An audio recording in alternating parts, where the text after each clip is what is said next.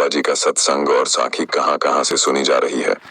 साध संगत जी क्या होती है, सूरत, और कैसे चढ़ती है और कब चढ़ती है, और जब हमारी सूरत चढ़ती है तो हमें क्या दिखाई देता है, हम आज के सत्संग में जानेंगे सारी बातें। तो संगत जी, जो भी संगत डेरे में जाती है, आपने देखा ही होगा कि आपके आसपास संगत में से कोई एक ऐसा होता है जो कि जैसे पाटी साहब शब्द पढ़ रहे होते हैं और बाबा जी एंटर जैसे ही करते हैं तो उनकी सूरत चढ़ जाती है और वह बहुत ही जोर से चीख मारते हैं, चिल्लाते हैं और गिर जाते हैं। और बाद में संगत जी क्या होता है, कुछ टाइम के लिए उन्हें कुछ भी पता नहीं चलता, उनकी जो सुध बुद्ध है वह बिल्कुल ही खो देते हैं। आपने तो कई बार तो संगत जी ऐसे होता है कि कई बहनें कई भाई बहुत ही जोर जोर से चिल्लाते हैं, चीखते हैं तो गिर जाते हैं। फिर जो सेवादार होते हैं, सेवादार उनको उठाकर बाहर ले जाते हैं पंडाल से। तो संगत जी आखिर ऐसा होता क्यों है और इसका कारण क्या है, तो आज का सत्संग पूरा सुनना। संगत जी बीच में बिल्कुल मत छोड़ना, पूरा सत्संग सुनना, छोटा सा ही सत्संग है आपके।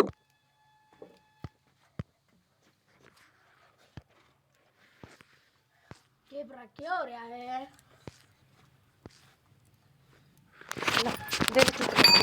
मन्ने क्या किया है? यो मनाव का वीडियो मन्ने क्या किया है?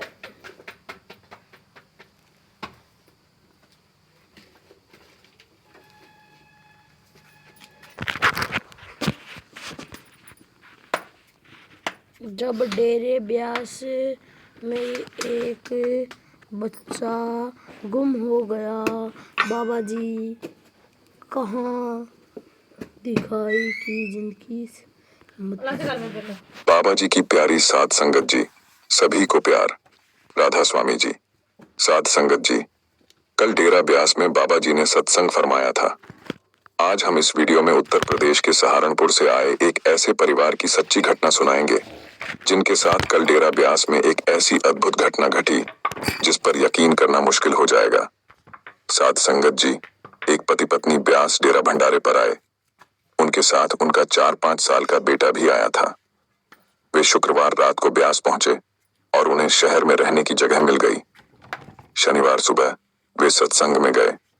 सत्संग के समय पति पत्नी दोनों को अलग होना पड़ता है क्योंकि सत्संग पंडाल में महिलाओं और पुरुषों के लिए अलग अलग बैठने की व्यवस्था है। पत्नी ने सोचा कि बच्चा पति के पास है और पति ने सोचा कि बच्चा पत्नी के पास है।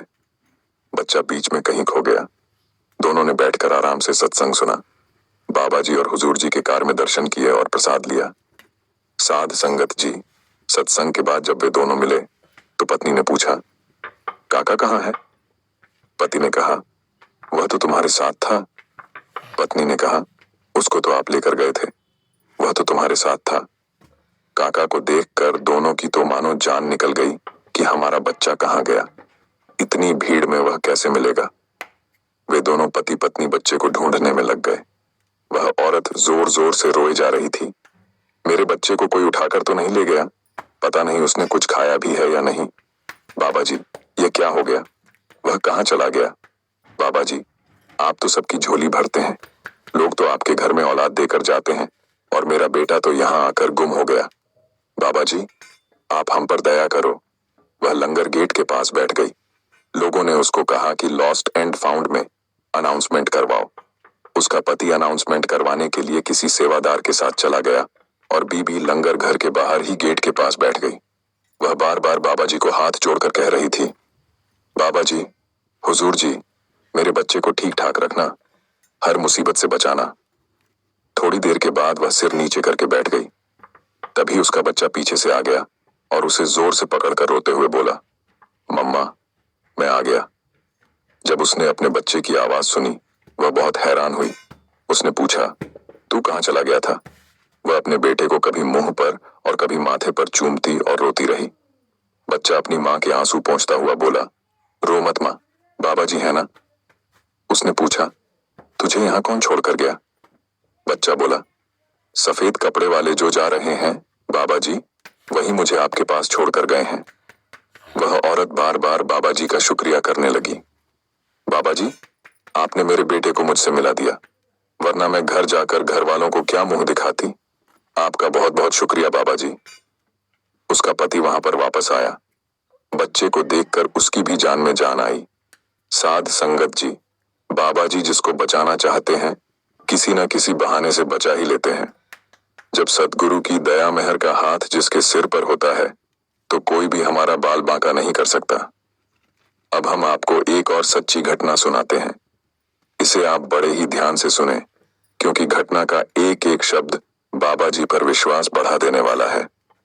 साध संगत जी, दिल्ली में छतरपुर भाटी सत्संग घर के पास ही बाबा जी की कोठी है जिसकी देखभाल रीना दीदी जी करती हैं।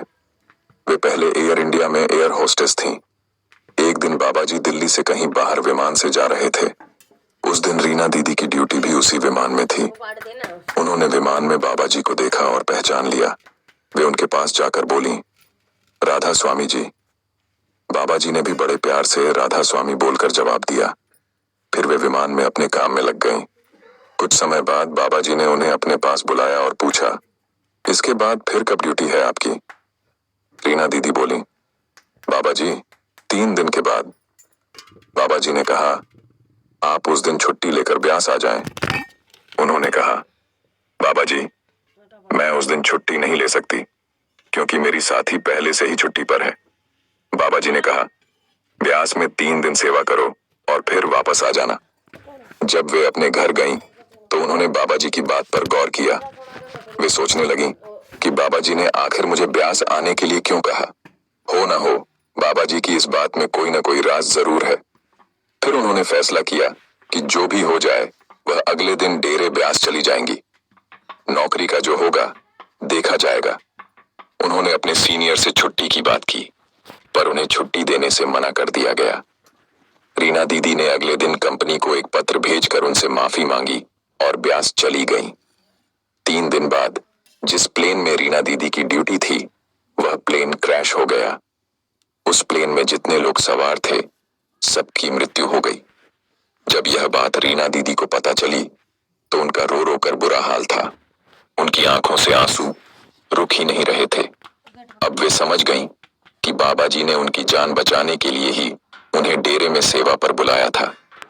कुछ दिन बाद जब बाबा जी डेरे वापस आए